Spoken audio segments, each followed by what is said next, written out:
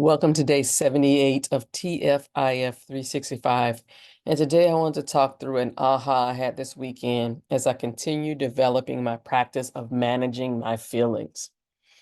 I had a few experiences over the weekend that triggered a familiar feeling of frustration that happens when I find myself attempting to gain clarity about a situation with someone who just isn't listening. It's the kind of frustration that, for someone who values effective communication in all things, triggers what I now know are the feelings of that little girl who often found herself in situations where her needs were unmet because the recipient cared more about being right or maintaining their relative position of power over hearing me out.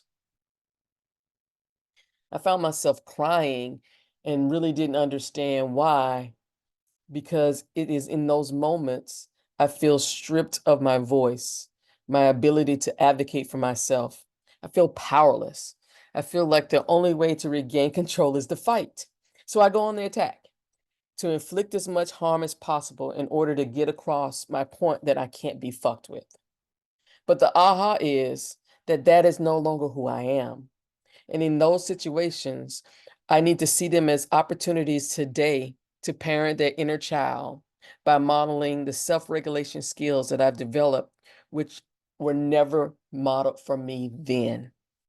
To practice walking through a process that acknowledged that the coping skills I developed as a defenseless child who relied on others for survival no longer served me, and my ability to effectively communicate with the customer service agent about some inconvenience is not the life or death situation my flight or fight instincts would have me play out.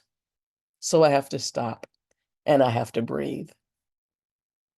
I've said all this to say that developing a supremacy-free, coercion-free, discrimination-free, and exploitation-free practice is more than learning how to show up in the world as your most authentic, healed self.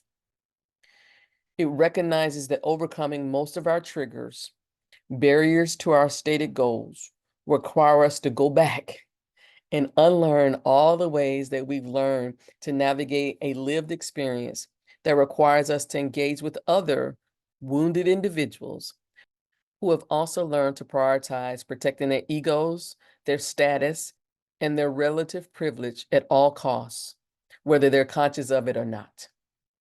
Until tomorrow, peace.